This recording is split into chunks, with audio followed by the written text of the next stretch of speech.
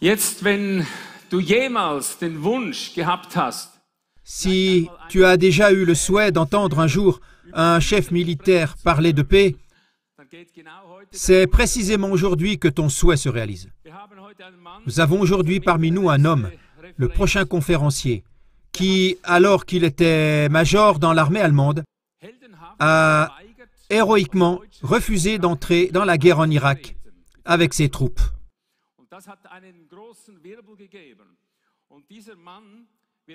Et cela a fait grand bruit. Et cet homme va nous parler aujourd'hui du thème de la paix et de la sécurité et de la raison pour laquelle nous avons besoin d'une meilleure politique. Nous accueillons maintenant avec une ovation ce héros, Florian Pfaff. Merci beaucoup, Ivo Sazek, mais je ne suis pas un héros. Je n'ai fait que mon devoir. Merci. Nous entendrons ensuite son parcours.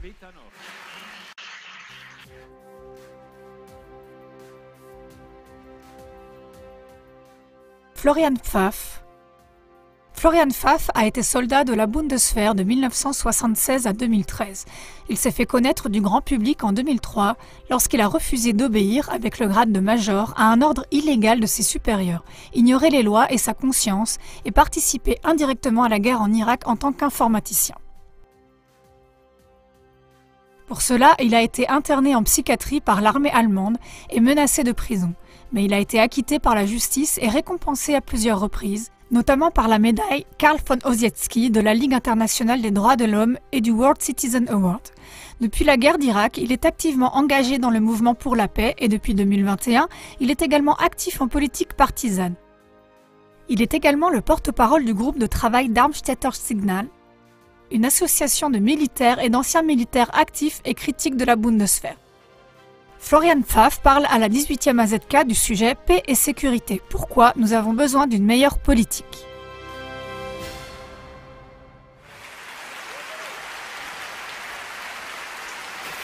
Merci beaucoup pour cette aimable invitation, Ivo Sazek. Merci aussi à tous les organisateurs et organisatrices. J'ai déjà remarqué que le travail de traduction est de toute évidence énorme dans tant de pays. Et je remercie bien sûr aussi tous les spectateurs qui s'y intéressent. Car à quoi cela sert-il que je parle de quelque chose ici, de quelque chose de vrai, de quelque chose de grave, et que personne ne dise « nous voulons changer cela ». C'est pourquoi je remercie tous les participants. Ensuite, un bref préambule à mon sujet. Qui suis-je? Suis-je un antisémite, un théoricien de la conspiration? Suis-je peut-être enclin à la violence? Eh bien, je ne suis évidemment pas antisémite. Je dis que l'Holocauste a existé, et je condamne l'Holocauste. Mais je ne condamne pas seulement l'Holocauste, je condamne le racisme dans le monde entier, donc aussi la haine des Russes ou des Ukrainiens ou de quoi que ce soit d'autre. La haine n'est jamais juste, la haine est toujours fausse. Quelle est ma position sur les théories de la conspiration? Eh bien, c'était mon travail de protéger les conspirationnistes. Cela s'appelle la démocratie, qu'on puisse dire ce que l'on veut, et on n'est pas obligé d'être du même avis sur les chemtrails par exemple, mais qu'on puisse aussi avoir une opinion qu'un autre n'a pas. C'était autrefois la mission d'un soldat, et qu'on puisse aussi critiquer un gouvernement, c'est ce qu'on appelait autrefois l'opposition. Moi-même, bien sûr, j'ai prêté serment, donc je suis aussi un conspirateur si on veut. Mais je pense qu'il y a beaucoup plus de conspirateurs et bien plus secrets. Toutes les sociétés secrètes, par exemple, ou les services secrets. Et personne dans cette salle ou ailleurs dans le monde ne doit croire que ces personnes ne reçoivent pas d'argent, bien au contraire. Suis-je moi-même enclin à la violence? Oui, en partie, dans la mesure où la loi le permet. La violence policière, par exemple, ou la défense d'un état de droit contre une attaque d'un état de non-droit.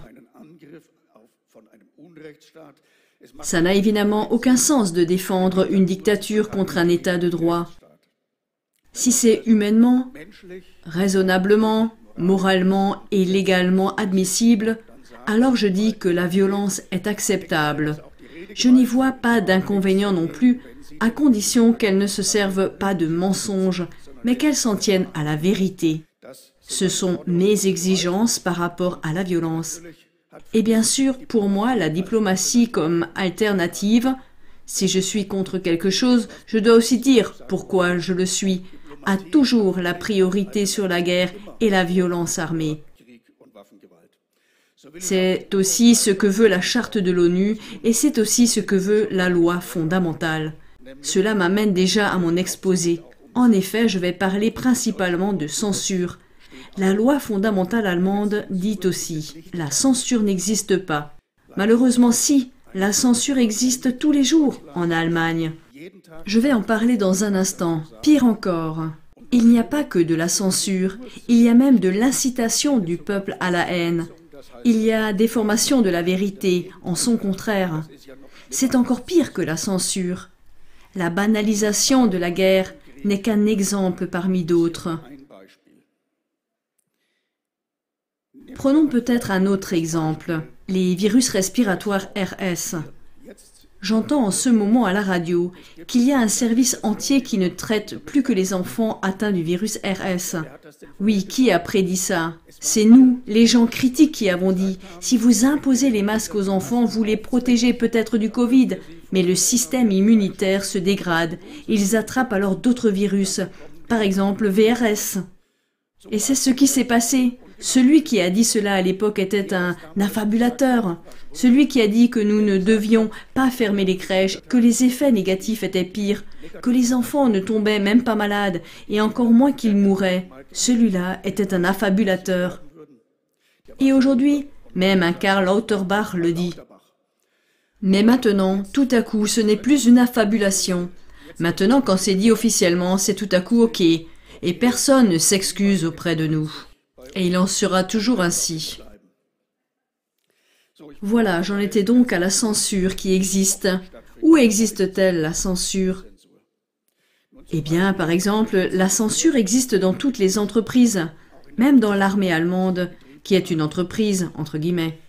Parce que la loi est si mal interprétée que ce qui en ressort n'est plus qu'il n'y a pas de censure, mais qu'un employé ne peut pas nuire à son employeur pour des raisons économiques.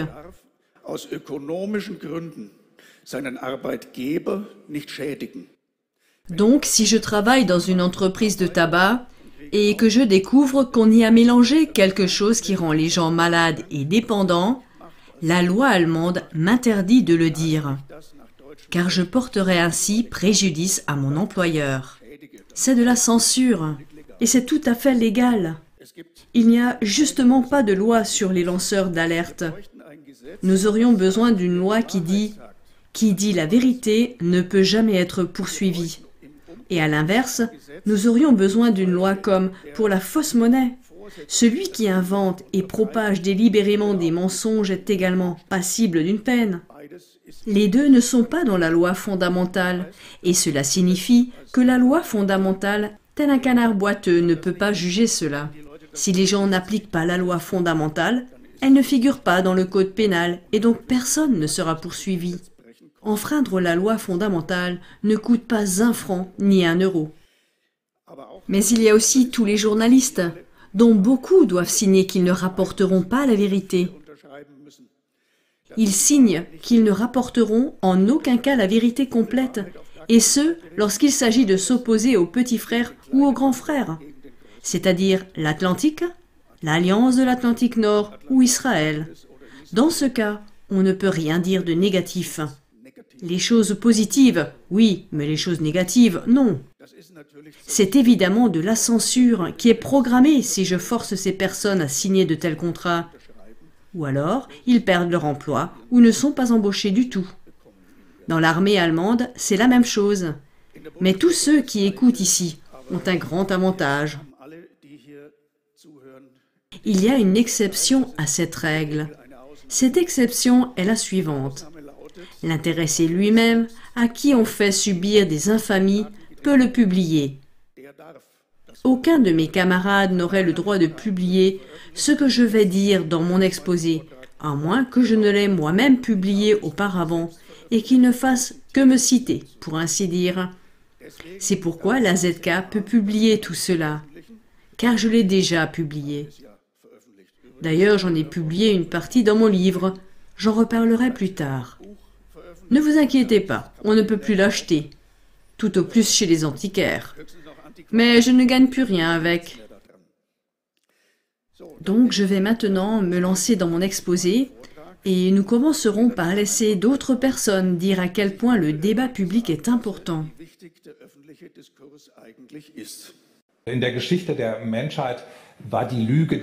Dans l'histoire de l'humanité, le mensonge, la falsification des faits a toujours été une tentation d'évincer les autres pour se procurer un avantage dans la sphère privée comme dans la sphère politique.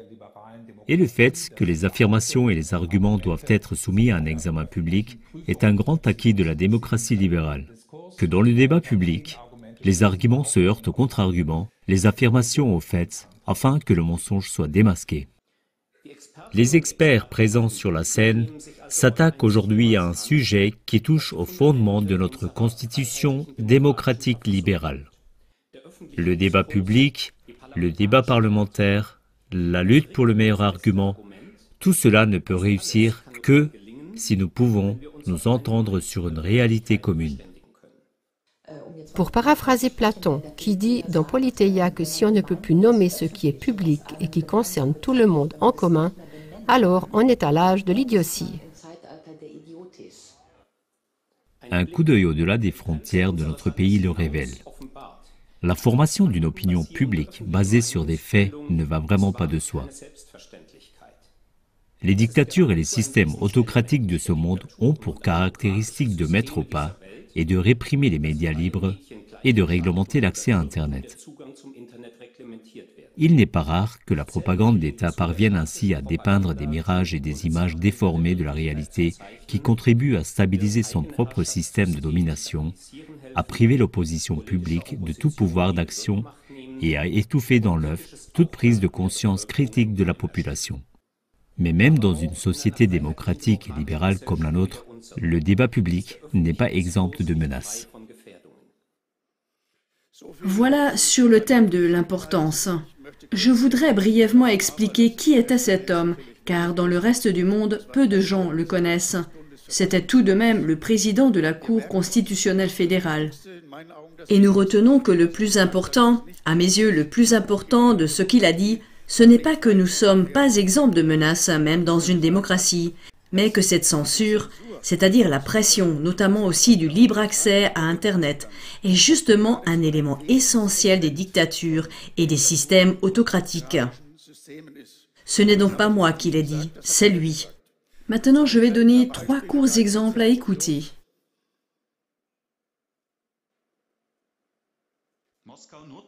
Moscou utilise désormais sa richesse énergétique comme une arme contre les États qui se sont rangés aux côtés de l'Ukraine et fournit de moins en moins de gaz. Oui, ces méchants Russes fournissent de moins en moins de gaz. Deuxième exemple. La guerre contre l'Ukraine se transforme de plus en plus en guerre de gaz pour le reste de l'Europe. Le président russe Poutine coupe de plus en plus le robinet de gaz aux pays européens. Après que Gazprom a déjà cessé de livrer 5 pays de l'Union européenne en mai, le groupe public russe réduit désormais ses exportations vers d'autres pays. Eh bien, il ne livre tout simplement plus. Et le dernier exemple audio? Lubmin sur la mer Baltique. Le vent souffle, le sable est d'un blanc poudré. Dans le port industriel de cette paisible station balnéaire débarquent les tubes de Nord Stream 2 et 1. L'un des pipelines a été déclaré obsolète par l'Allemagne après l'invasion russe de l'Ukraine. Quant à l'autre, Poutine en réduit entre-temps régulièrement le volume de livraison. Nous pouvons entendre ce genre de choses tous les jours, 24 heures sur 24. Essayons d'analyser cela. Poutine ne livre plus de gaz, c'est vrai. La Süddeutsche Zeitung ne m'approvisionne plus non plus. Je ne reçois plus de journaux de leur part, car j'ai résilié mon abonnement. Et quand quelqu'un ne paye plus, il ne reçoit évidemment plus rien. Dans ce cas, le fait que nous ayons même essayé de rendre l'extraction et le transport du gaz plus difficiles constitue un facteur aggravant. Cela veut dire que là aussi, on a essayé de faire un boycott. Et qu'en est-il du fait que l'Allemagne ne voulait plus du Nord Stream 2 après le début de la guerre en Ukraine? C'est exactement l'inverse. Ce n'était pas l'Allemagne, ce n'était pas après le début de la guerre, et comme je l'ai dit, ce sont les États-Unis qui ont directement interdit cela. Ce n'est pas parce que l'Allemagne ne voulait pas. Il s'agit du fait que les États-Unis ont imposé cela. qu'ils ont dit « Nous savons même comment l'empêcher si vous ne jouez pas le jeu ». Donc les États-Unis ont déréglé ce Nord Stream 2 avant le début de la guerre en Ukraine. Ce n'est évidemment pas ce qui est dit dans ces déclarations. Y a-t-il des gens qui disent cela correctement ou qui disent d'autres choses? Oui, il y en a. Il y a un Suisse qui dit par exemple, je cite, « On sait depuis longtemps que les milices ukrainiennes commettent des crimes de guerre et des crimes contre l'humanité. La Suisse ne les a pas condamnés. Actuellement, de nombreux crimes de guerre ukrainiens commencent à être dénoncés par des témoins occidentaux et des volontaires humanitaires. Leurs révélations sont censurées, comme celle de Natalia Ousmanova, censurée par Reuters et Der Spiegel, qui dit que ce sont les milices ukrainiennes et non les Russes qui ont empêché les civils de passer par les couloirs humanitaires. Dans les faits, la Suisse soutient des pratiques interdites par les conventions de Genève, dont elle est l'État dépositaire. Je partage cet avis. Je pense qu'il n'en va pas autrement en Allemagne, où les autres crimes, c'est-à-dire les crimes de l'autre camp, c'est-à-dire de l'Ukraine, sont censurés et supprimés. Voici un exemple qu'on entend, qu'on ne lit ou qu'on ne voit nulle part chez nous dans les médias de masse.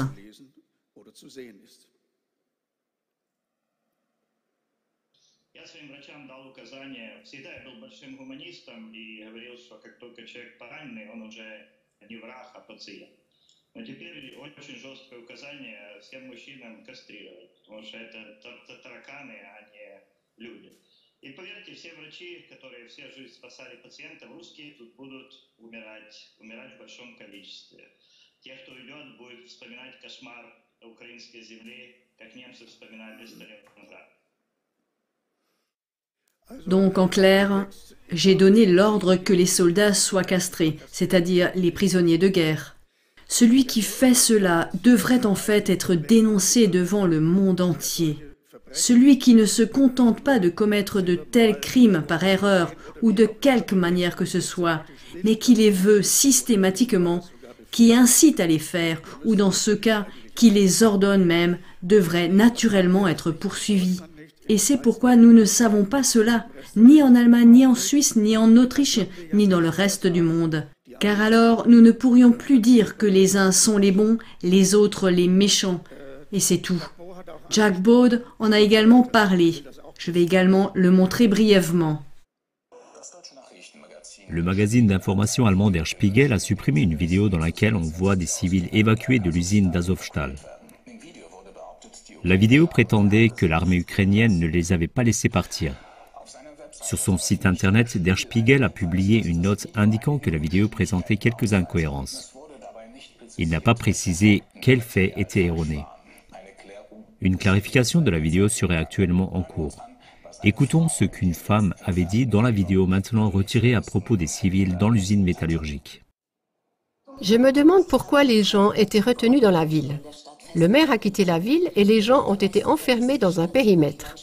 L'armée ukrainienne était là et elle ne laissait pas partir les simples gens, les enfants, les personnes âgées, les malades. Pourquoi tout cela?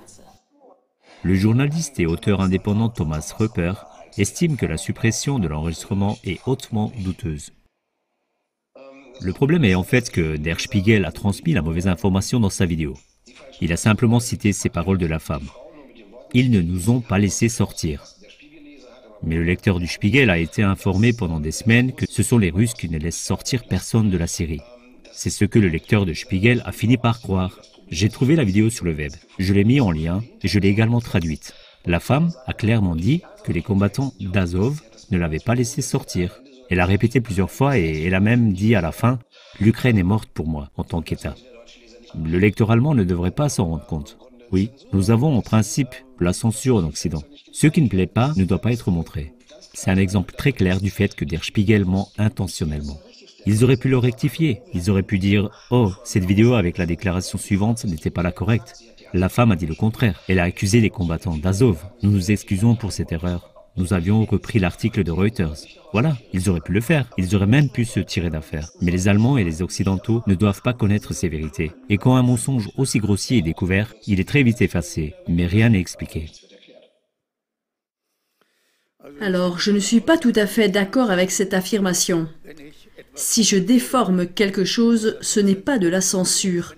La censure, c'est quand je coupe quelque chose, quand j'écourte quelque chose, ou quand je ne diffuse pas du tout quelque chose et que je mets à la place le bulletin météo ou je ne sais quoi, ou un match de foot.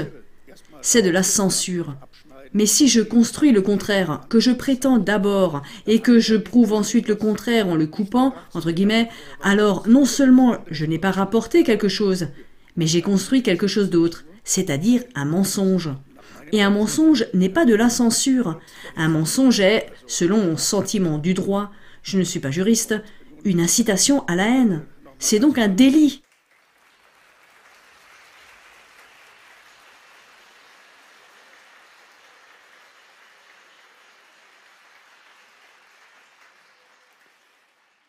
Regardons brièvement un court extrait de la même vidéo. Voilà, c'était une autre perspective. C'était juste la preuve qu'il y avait vraiment des journalistes et que Der Spiegel ne mentait pas, qu'il y avait vraiment cette femme qui avait dit ça. Ils ont juste coupé intentionnellement. Ensuite, il y a un autre exemple que je trouve beaucoup plus cruel, beaucoup plus grave. C'est le mensonge de Boutcha. Comment cela a-t-il été transmis dans nos médias ? Stupeur et dégoût. Telles ont été les réactions aux nouvelles et aux images de la ville ukrainienne de Boutcha. Les États-Unis ont annoncé qu'ils allaient rassembler des preuves de crimes de guerre et peut-être d'un génocide. Les premières images de Boutcha ont été fournies par le ministère ukrainien de la Défense, mais entre-temps, des journalistes indépendants, dont notre correspondante Catherine Heigedorf, se sont rendus eux-mêmes à Boutcha. Et je peux moi aussi vous dire que mon impression sur place contredit très clairement l'affirmation du ministre russe des Affaires étrangères, Lavrov, selon laquelle il pourrait s'agir d'une mise en scène. C'est tout simplement un mensonge. Eh bien, nous vivons à l'ère d'Internet, et il est possible de le vérifier. Lavrov a menti ou il n'a pas menti. Et il y a des gens qui disent que c'est vérifiable. Il y a une vidéo du maire. Pas un Russe, un Ukrainien. Et celui-ci a dit « Je donne un alibi aux Russes, parce qu'ils sont tous partis, c'est-à-dire ailleurs. C'est un alibi. Mais s'ils sont ailleurs, ils ne peuvent pas avoir commis ces atrocités. » Alors j'ai dit « Bon, je vais regarder la vidéo. »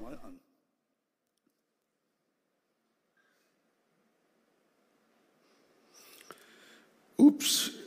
Malheureusement, la vidéo n'est pas disponible, parce que la chaîne YouTube a été résiliée. Eh bien, je ne parlerai pas de la vidéo si je ne l'avais pas enregistrée auparavant, sachant que ce genre de choses a toujours tendance à disparaître, et c'est pourquoi je peux vous la montrer maintenant.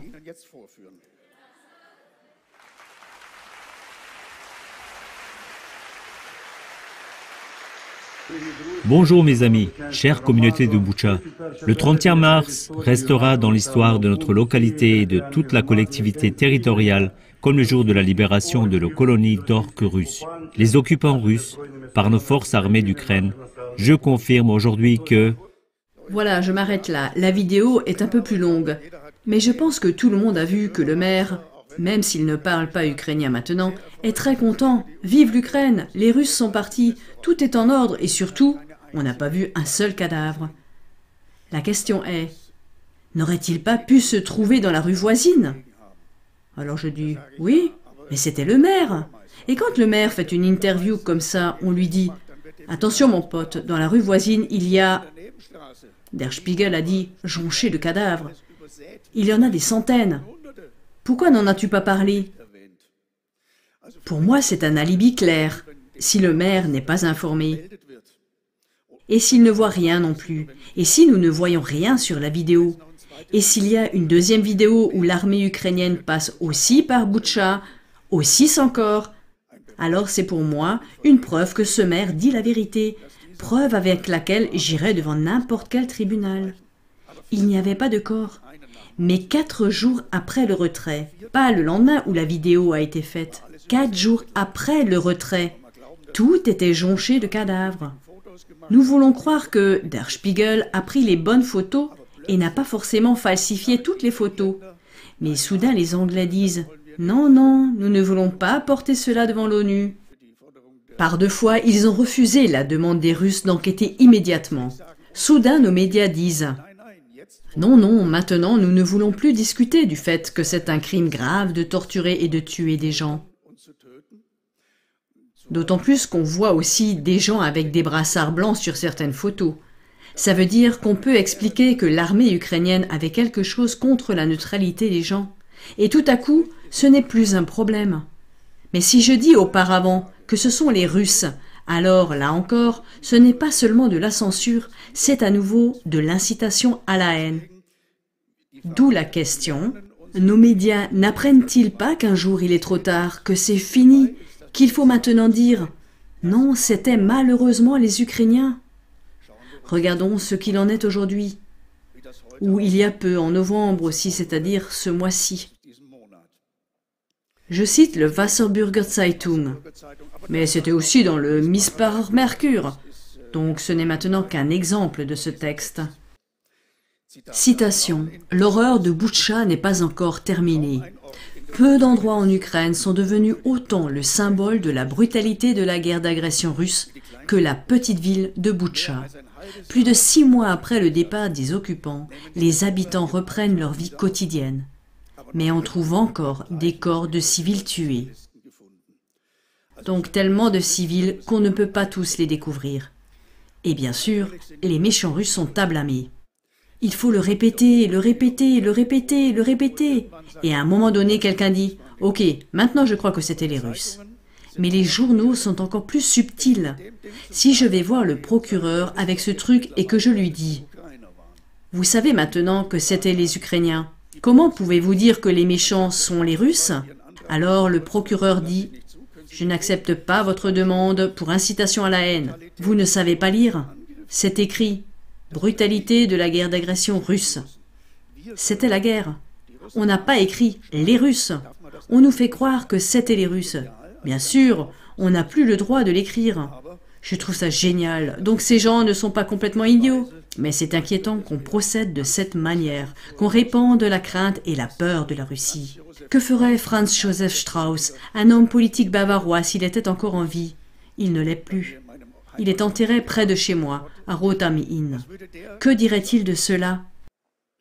Celui qui trouble les hommes, qui les plonge sans raison dans l'incertitude, l'agitation et la peur, poursuit l'œuvre du diable. Je ne peux qu'être d'accord avec cela aussi. Il faut dire la vérité.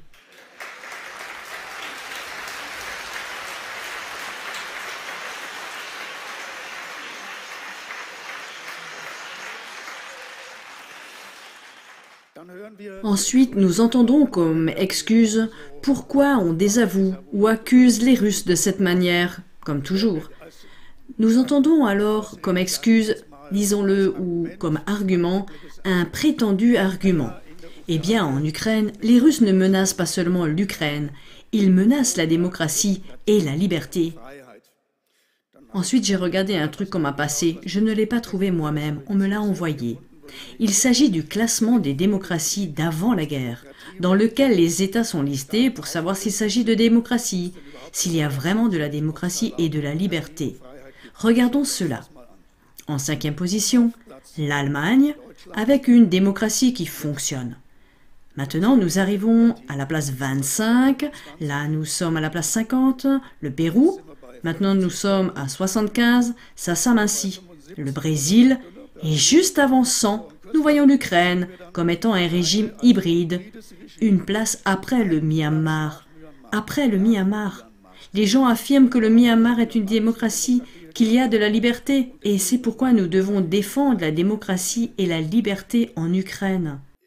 Ce qui est important pour moi, c'est que ce n'est pas une raison pour la Russie d'attaquer l'Ukraine.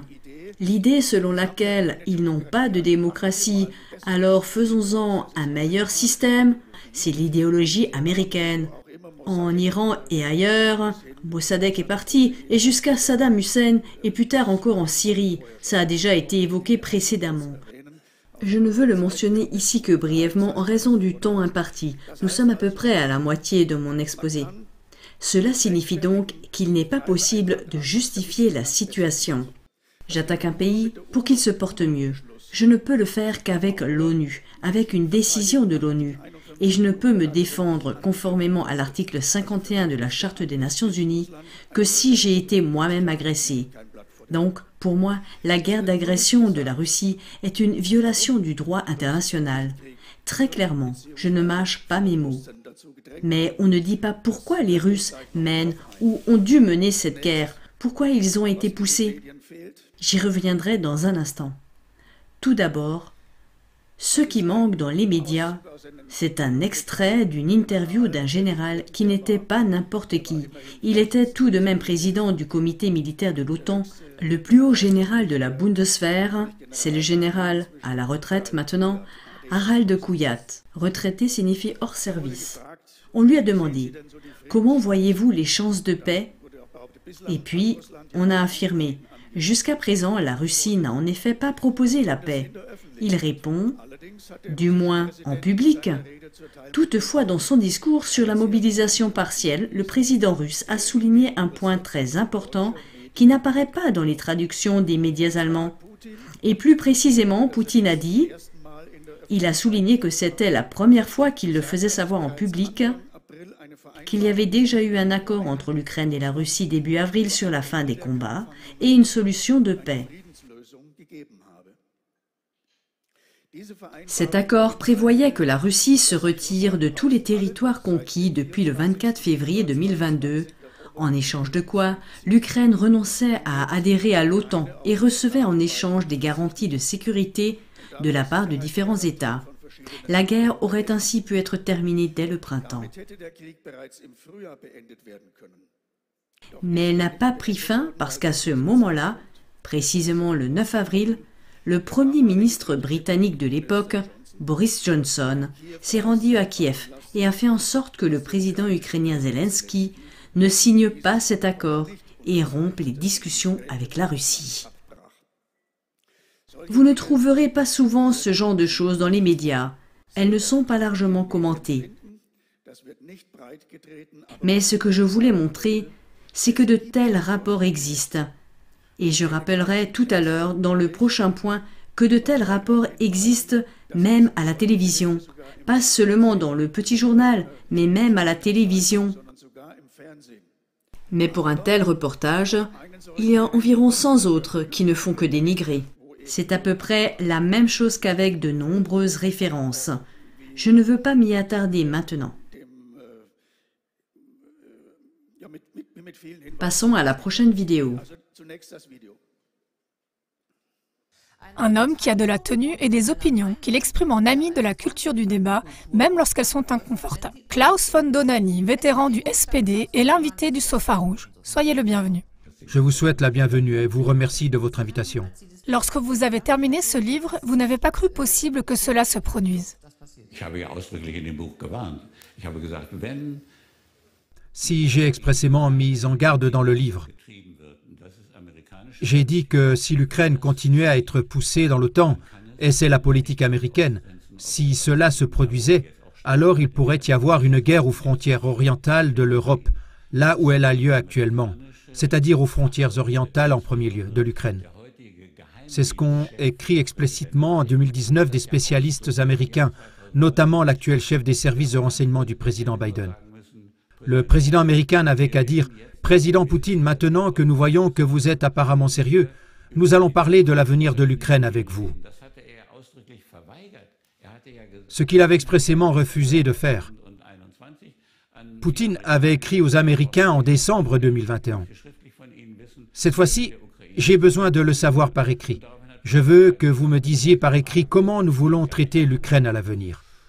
Et en réponse, le président Biden a dit « Nous ne négocierons pas du tout avec vous sur cette question. » Et lorsque cela s'est produit, il aurait vraiment fallu qu'il y ait une révolte du côté allemand et qu'on dise « Ce n'est pas possible. » Car si cela mène vraiment une guerre, comme vous l'avez dit vous-même, vous les Américains, cela conduit naturellement aussi l'Allemagne au milieu de cette problématique. La thèse selon laquelle on est un connaisseur de Poutine, un connaisseur de Biden, un connaisseur de Xi ou un connaisseur de Macron, je pense que c'est une connerie. C'est ce que j'ai essayé de faire comprendre dans mon livre. À savoir que les États-Unis ont des intérêts très différents des nôtres et que nous devons malgré tout gérer avec eux. L'Occident devrait accepter, comme nous l'avons dit depuis longtemps, que nous voulons que l'Ukraine n'entre pas dans l'OTAN et que Poutine obtienne une garantie à cet effet, de sorte que des soldats américains ne patrouillent pas un jour à la frontière russe. C'est en effet ce qui se passerait si l'Ukraine entière entrait dans l'OTAN. Et l'Occident devrait accepter que pour un président russe, avec les considérations de politique intérieure qu'il a forcément, il ne serait pas acceptable que des soldats américains patrouillent à la frontière entre l'Est de l'Ukraine et la Russie. Je pense que l'Occident doit comprendre cela. Et cela fait partie de la compréhension des intérêts de l'autre partie, à savoir les intérêts de la Fédération de Russie et pas seulement de Poutine. Car l'actuel chef de la CIA, c'est-à-dire le chef des services secrets de Biden, a expressément dit qu'il n'avait rencontré personne en Russie. Il a souligné qu'il n'avait rencontré personne qui ne partageait pas l'avis de Poutine sur cette question de l'Ukraine. Donc Moscou, Saint-Pétersbourg, etc. ont toujours regardé vers l'Ouest. Et maintenant, nous les avons poussés du côté de la Chine. Ce n'était pas très intelligent. La politique occidentale n'a pas vraiment été intelligente au cours des dernières décennies. La paix ne va pas de soi sur cette terre. Elle ne l'a jamais été et ne le sera malheureusement jamais. Mais nous, en Europe, devrions veiller à ce que ça ne recommence pas en Europe. Je pense qu'il est essentiel que l'Europe, les Européens et les Allemands comprennent qu'actuellement, en matière de sécurité et de politique étrangère, ce n'est pas nous qui décidons, mais que c'est les États-Unis, par le biais de l'OTAN et de leur influence en Europe, par exemple sur les pays d'Europe de l'Est et sur les pays baltes. Cela signifie qu'il est grand temps que l'Europe et l'Allemagne comprennent que les intérêts américains ne sont pas nos intérêts en Europe. Et si on regarde les choses objectivement, il est évident que nous sommes aujourd'hui beaucoup plus dépendants des États-Unis que nous le sommes de la Russie. La politique réaliste consiste à essayer de préserver ses propres valeurs. Rappeler des valeurs aux autres, si c'est raisonnable, mais en sachant par ailleurs que tous les pays ne sont pas gouvernés comme on se gouverne soi-même. Et il faut simplement en prendre conscience. Nous ne changerons ni la Chine ni la Russie par des sanctions. C'est une absurdité totale. Par les sanctions, nous poussons les Russes toujours plus loin aux côtés de la Chine. Mais ce n'est pas pour ça que nous allons changer du jour au lendemain la Russie, qui est gouvernée depuis des siècles de manière similaire ou différente. Mais dans cette direction que nous critiquons aujourd'hui. C'est tout simplement stupide. Mais ce que vous dites semble en fait toujours si logique et si évident. C'est vrai, j'espère. Pourquoi les autres, ceux qui sont actuellement au pouvoir, ne comprennent-ils pas? Oui, c'est pourquoi je suis si reconnaissant de pouvoir en parler aussi ouvertement avec vous, parce que c'est vraiment le cas. Les gens doivent quand même comprendre cela. Il n'est pas possible que les États-Unis s'immiscent dans nos besoins en matière de sécurité. Après tout, l'Ukraine est limitrophe de la Pologne. La Pologne fait partie de l'UE. Nous avons une frontière directe entre l'UE et la Russie, au-dessus de Kaliningrad. Ce n'est pas possible que nos intérêts soient les mêmes que ceux des États-Unis, qui sont séparés par l'Atlantique et qui sont à 6 000, 7 000, 8 000 kilomètres, je crois, de Kiev. C'est pourtant simple. Il faut bien se le mettre dans la tête à un moment donné. Oui, seulement la solution. Je ne vois pas non plus la solution. Comment faire face aux États-Unis? Il faut en parler ouvertement avec les États-Unis. Il ne faut pas se laisser bercer par l'idée que les États-Unis défendent notre sécurité. Ce n'est pas le cas. Ils défendent leurs propres intérêts en Europe également, et ils l'ont exprimé ouvertement. Et c'est pourquoi un débat ouvert doit avoir lieu de la part de l'Allemagne et de la France.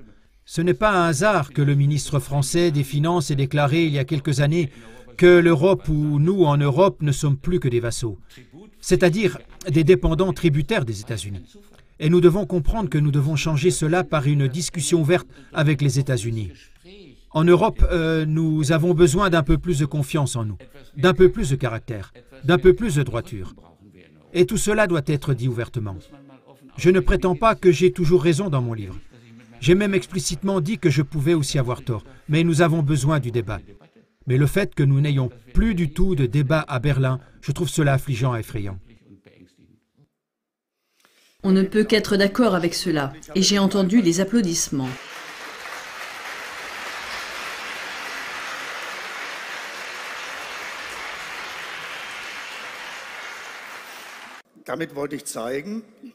Je voulais ainsi montrer que cette censure ne fonctionne pas à 100%. Et Klaus von Dohnanyi était heureux de pouvoir le dire, comme je suis heureux de pouvoir le dire ici. Je voudrais maintenant ajouter une chose qu'il a évoquée. Il aurait suffi de respecter la promesse de ne pas étendre l'OTAN. Il a dit ce que nous voulions depuis longtemps. Oui, nous ne l'avons pas seulement voulu, nous l'avons signé en Europe, par écrit, et cela est à nouveau tenu strictement secret dans les médias. Le service scientifique du Bundestag allemand a affirmé ou publié que cette promesse de ne pas étendre l'OTAN avait été faite oralement par Genscher et Baker lors de la réunification allemande. Cette déclaration est vraie et censurée, car il était exact que cela avait été fait oralement par les deux à l'Union soviétique à l'époque. Et il est également vrai qu'elle a ensuite été consignée par écrit à Astana en 2010. Je ne cite pas tout le texte, mais seulement l'essentiel. Les États participants ont donc dit « Chacun est libre de choisir n'importe quelle alliance. » Et ensuite, eux, les États participants, ne consolideront pas leur sécurité au détriment de celle d'autres États. Ce n'est pas le cas si l'Ukraine s'allie avec les îles Fidji, mais c'est le cas si l'OTAN doit s'approcher directement de la frontière russe. Et il a même été convenu de désarmer et de ne maintenir que les capacités compatibles avec les exigences de sécurité individuelle, collective et légitime. Si le traité écrit d'Astana n'avait pas été rompu, Poutine n'aurait pas envahi le pays. Preuve, les Français et Mme Merkel en Allemagne ont refusé à l'époque que l'Ukraine devienne membre. On a alors attendu que la situation change et que Mme Merkel soit partie. Et puis on a dit, voilà, maintenant nous allons l'imposer. Je montrerai à la fin de l'exposé que c'était l'intention déclarée des États-Unis de déclencher cette guerre.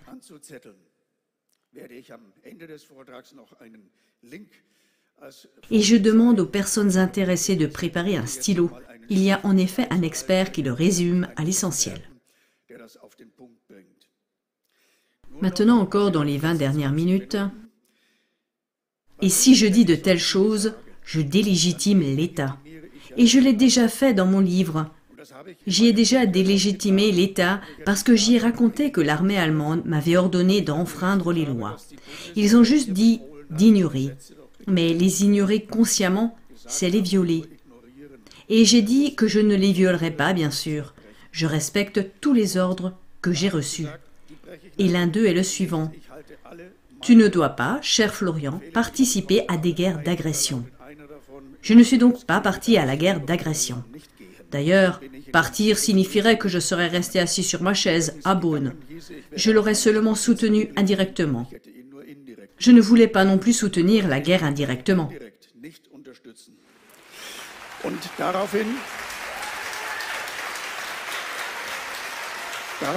Et par la suite, l'armée allemande a réagi de la manière suivante. La Bundeswehr m'a d'abord fait interner dans un hôpital psychiatrique. Cela n'a servi à rien. Ils ont constaté que j'étais en parfaite santé. Ensuite, ils ont envoyé le procureur. Puis ils m'ont dégradé devant le service des troupes, qui est un tribunal fédéral. Et comme ils n'étaient pas satisfaits de la dégradation, ils ont fait appel. Moi aussi, bien sûr.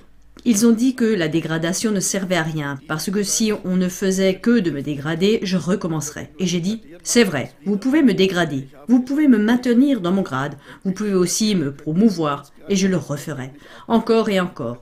Et ensuite, au fait, je suis sérieux au sujet de la promotion. On m'a proposé, qu'est-ce que vous voulez encore devenir?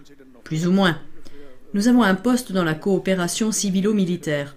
Je ne veux pas m'étendre. Je pense que j'ai le droit de raconter ça parce que ça m'a été fait. Si j'apprends qu'une femme matelot a été violée sur un bateau et jetée par-dessus bord, je n'ai pas le droit de le dire publiquement, car cela porterait préjudice à mon employeur. Mais si c'est à moi qu'on fait ça, j'ai le droit de le dire publiquement. Et je l'ai fait. L'évolution de la situation a été la suivante, et il faut le savoir. Cela a été porté devant le tribunal administratif fédéral qui a dit comme il l'a fait récemment dans l'affaire du Covid, que les restrictions de sortie bavaroise étaient illégales. Et ce que la Bundeswehr a fait avec le Major est illégal, et c'est pourquoi ils ne peuvent pas lui donner une interdiction de promotion. Ils doivent continuer à le promouvoir. Alors, qu'a fait la Bundeswehr? Oui, bien sûr, que fait quelqu'un qui prédit déjà que vous devez enfreindre les lois? Il dit, même le jugement, nous ne l'appliquerons pas. Ils l'ont mis par écrit, annexe B, page 20. Je ne peux que vous le recommander si vous trouvez ce livre dans une librairie. Et celui qui fait de telles choses est dit, je ne tiens pas compte du Parlement qui fait les lois, je ne tiens pas compte de la justice, n'est évidemment pas un démocrate. Celui qui incite à la guerre d'agression en sachant qu'il s'agit d'une guerre d'agression n'est pas un général. C'est un grand criminel, c'est un malfaiteur. Je le dis publiquement. Ces gens qui savaient qu'il s'agissait d'une guerre d'agression sont des criminels.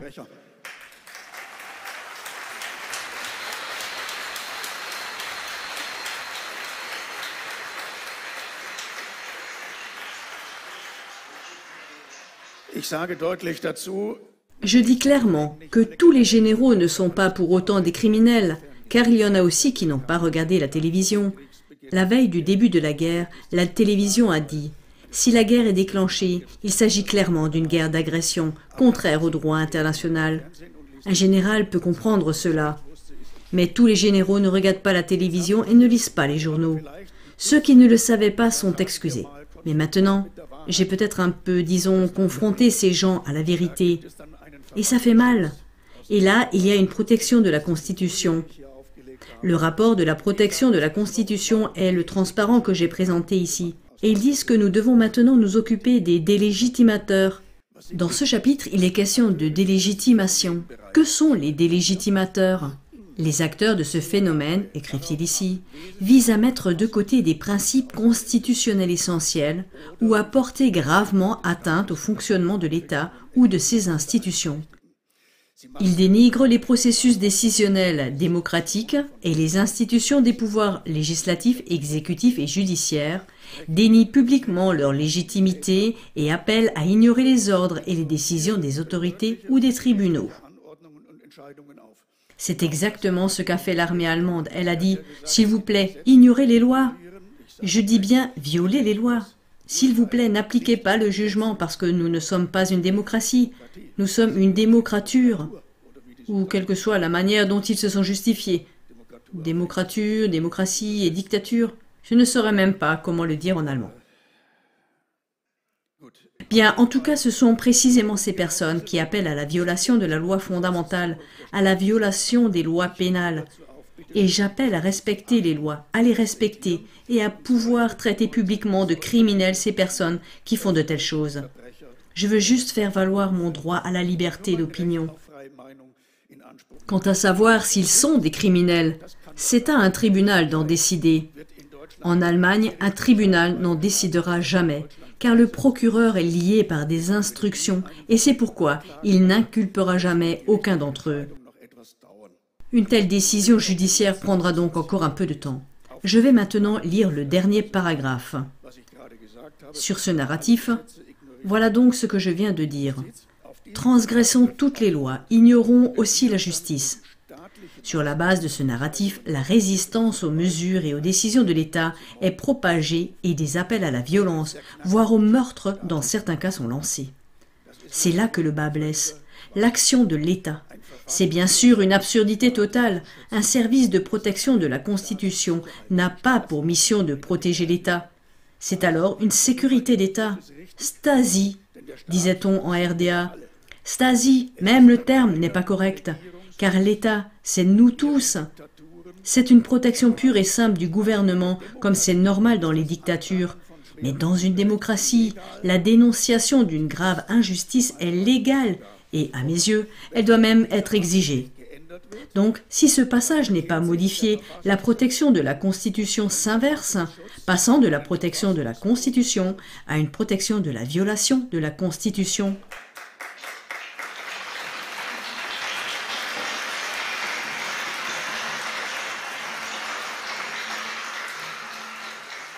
Voici maintenant quelques brefs exemples. rendre impossible tout autre moyen. J'en ai parlé, il ne doit pas faire une deuxième guerre. Et il ne doit pas gagner cette guerre. Il doit disparaître. Et s'il n'est pas éliminé, vivant pour ainsi dire, alors quelqu'un dans le système du pouvoir de Moscou doit prendre un pistolet et mettre fin à cette affaire. Prendre un pistolet et mettre fin à la situation. Il ne s'est bien sûr rien passé, et chacun peut réfléchir lui-même à ce qui se passerait s'ils appelaient à assassiner Zelensky pour que l'Ukraine cède enfin. D'ailleurs, nous l'avons entendu auparavant, personne en Russie ne pense autrement. Le meurtre serait en outre inutile. Mais cela n'est pas commenté dans les médias. Peut-être un autre exemple rapide sur un meurtre de diplomate. Comment on peut le commenter? Par manque de temps, je ne passe pas en revue tout le texte. Je ne fais qu'en résumer le contenu.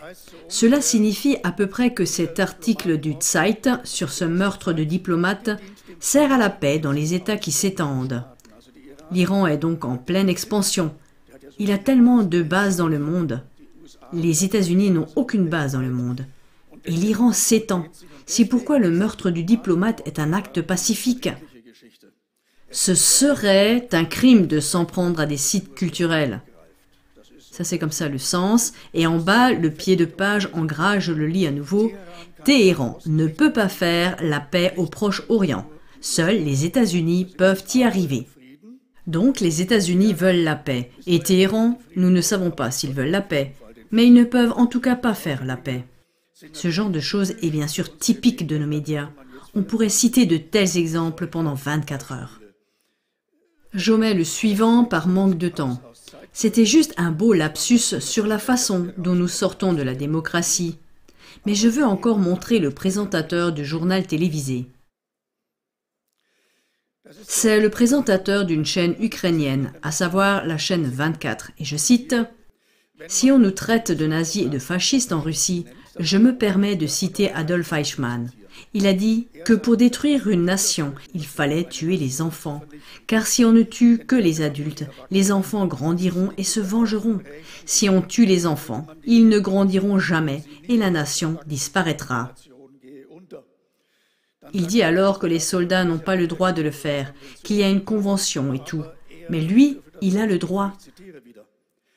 Je cite à nouveau. Mais je ne suis pas un soldat, et si l'occasion m'est donnée de me venger des Russes, je le ferai en respectant la doctrine d'Eichmann. Je ferai tout pour que ni vous, ni vos enfants ne viviez jamais sur cette terre. Ça, c'est l'amour du prochain à l'état pur, comme nous le connaissons, à peu près. Bon, c'est un peu de sarcasme. Pourquoi n'entendons-nous pas cela de la part des Russes ? Les partisans de la paix sont-ils aussi unilatéraux au point de ne citer que ces Ukrainiens-là? Peu importe qu'ils castrent ou qu'ils disent, comme ici, qu'ils veulent tuer tous les Russes, ou s'ils ont des listes noires sur lesquelles figurent des civils, y compris des parlementaires allemands. Pourquoi ne pas citer un Russe qui dit que les Ukrainiens doivent tous être castrés et que nous devons tuer tous les Ukrainiens et qu'en outre, nous avons ici une belle liste noire qui signifie la peine de mort. C'est simple, si quelqu'un me donne la liste, je la lis ici. Mais qui connaît de telles listes? Je ne les connais pas, c'est pourquoi je ne me sens pas coupable de ne présenter ici qu'un seul côté et pas l'autre. Le fait est que j'apporte ce qu'il y a à dire à ce sujet en termes d'immoralité. Et cela inclut, comme je l'ai dit, le fait que la guerre russe est une guerre d'agression. Car Poutine aurait dû dire, au moins selon la situation juridique, si vous violez Astana et si vous ne respectez pas Minsk II, ce sera la guerre. Dans ce cas, Zelensky n'aurait peut-être pas attaqué le Donbass. Ce ne sont pas les habitants du Donbass qui ont attaqué Kiev. C'est Zelensky qui a attaqué le Donbass 3 jours avant l'invasion russe. Et cela, Zelensky ne l'aurait peut-être pas fait. Nous ne le savons pas. S'il avait su qu'il y aurait alors la guerre. Donc il faut, comme un policier, et il ne peut pas dire « je vais tirer d'abord ». Il doit, lorsqu'il attaque un délinquant, dire « stop, arrêtez-vous ou je tire ». Et s'il ne crie pas « stop, arrêtez-vous ou je tire », ou s'il ne fait pas un tir de sommation, alors c'est illégal. C'est très simple. Il aurait donc fallu au moins qu'il y ait ces conditions, ce qui aurait peut-être changé la donne du point de vue du droit international. Comme il l'a fait, c'est illégal. Mais Poutine avait ses raisons, comme je l'ai dit. Un autre lien viendra bientôt où on pourra trouver cela. Pour expliquer, les journalistes peuvent être intimidés. Par exemple, se retrouver sur la liste d'observation de l'Office fédéral de protection de la Constitution. Deuxièmement, je cite ce point. Je pense qu'il est plus facile d'attirer les lecteurs en adoptant une attitude journalistique qu'en se contentant d'accumuler des faits. À mes yeux, ce n'est pas non plus du tout du journalisme, c'est-à-dire l'accumulation de faits. Je complète, mais l'ajout de, ou l'évocation, la citation de mensonges. Bien sûr que c'est des conneries. Citer des faits, et justement des faits contradictoires, c'est du journalisme. Car la personne concernée peut alors décider qui elle croit. Est-ce que je crois davantage que les Russes étaient déjà partis, comme l'a dit le maire lui-même, ou est-ce que je crois que ce sont les Russes qui ont fait ça? C'est à chacun de décider. Mais je dois d'abord connaître les deux côtés. Et c'est pourquoi la citation de faits, comme j'ai pu le faire ici aujourd'hui, et le fait que vous connaissiez maintenant tous ces faits, un public de 1 million de personnes, je me le suis laissé dire, avec tous les clics en ligne ensuite. C'est pourquoi c'est si salutaire, parce que nous ne sommes alors plus dupes de ces menteurs. Et avant d'en venir à la diapositive,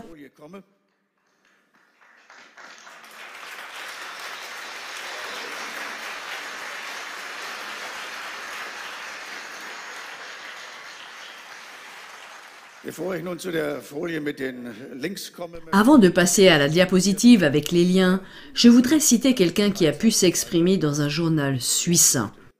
Il s'agit de Patrick Lawrence, qui dit « L'absence de reportage objectif et fidèle aux principes sur la guerre en Ukraine est une situation dépravée. La seule chose qui est encore pire, c'est la mesure dans laquelle cela est tout à fait acceptable pour la plupart des Américains. Je ne peux qu'être d'accord avec ça, c'est aussi tout à fait acceptable pour la plupart des Allemands qui en partie ne veulent pas le savoir. Ils savent que les médias leur mentent, mais ils ne veulent pas connaître la vérité. Nous avons donc déjà fait le premier pas. La population dit « Les politiques doivent aussi mentir, sinon ils ne seront pas élus ». C'est la première étape. Le deuxième pas, et le plus important, c'est que la population dit « Et c'est pourquoi je ne voterai plus pour eux, parce qu'ils mentent ». Il y a un parti qui ne ment pas. Je préfère ne pas le nommer ici. Si mon écran apparaît ici en plein écran, je n'ai pas eu de chance, vous le savez bien. Cela signifie donc qu'il y a un parti qui dit que nous voulons transformer en politique et en pouvoir ce que les citoyens expriment, ce qu'ils font valoir, ce qu'ils ont comme soucis et comme besoins. Et si vous voulez vous informer encore plus, oui, sur ce qu'il y a encore comme preuve, j'ai 3 recommandations ici. L'une est 2 liens. Le premier est celui de Daniel Ganzer. C'est celui qui se trouve en haut. Là, vous voyez une vidéo où j'ai trouvé toutes ces choses qui sont dans ce livre et quelques autres choses encore. Il suffit de descendre. C'était en janvier. Si on a cliqué sur vidéo, on descend jusqu'à l'ancien major sur les guerres d'agression. Et là, vous trouverez des preuves claires et nettes. Et la deuxième chose, c'est www.darmstädter-signal.de. Et là, il faut faire défiler la page jusqu'à Nouvelles. Et dans Nouvelles, on trouve 2 fichiers audio, un fichier texte et 2 fichiers audio. Et le premier fichier audio est celui du lieutenant-colonel à la retraite, Jürgen Rose, qui a clairement et irréfutablement établi les faits, à savoir que cette guerre en Ukraine n'est une guerre des Russes que dans nos médias. En réalité, il s'agit d'une guerre de l'OTAN avec des soldats ukrainiens qui étaient prévus dès le début. Et comme je l'ai dit, on peut très bien l'entendre ici.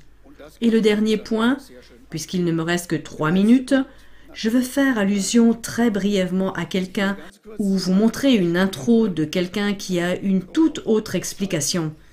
Il ne dit pas que les gens ont peur de se faire attraper par le pouvoir, d'être surveillés par les services de protection de la Constitution, qu'ils n'obtiendront peut-être pas de contrat de journaliste ou autre. C'est différent. Ils pensent que s'ils sont particulièrement gentils et aimables, ils auront des avantages. Vous le connaissez peut-être, c'est le docteur Udo Ulfkott. Et je vais vous faire écouter ce qu'il dit. Pour voir à quoi ressemble la vidéo, utilisez votre moteur de recherche, Dr Udo Ulfkott.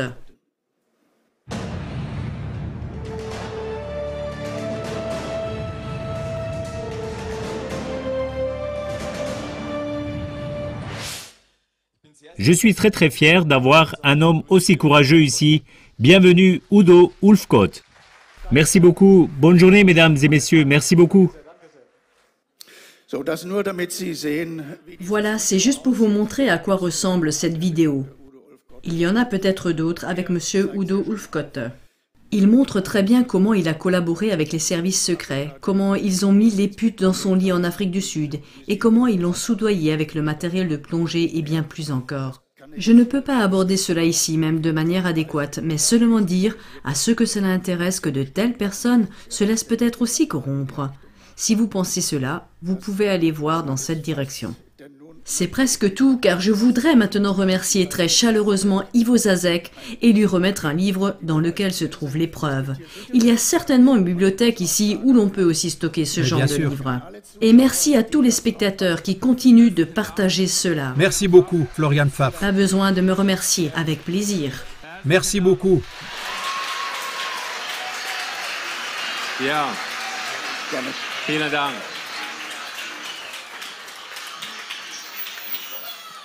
Wow.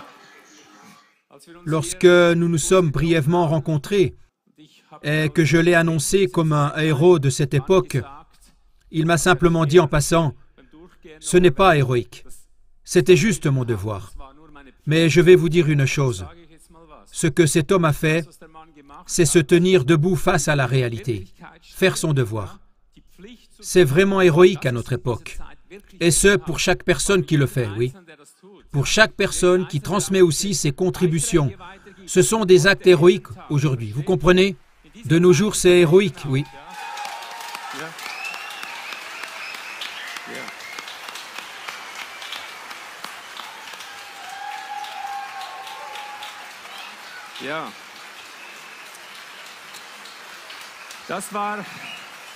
C'était Florian Pfaff.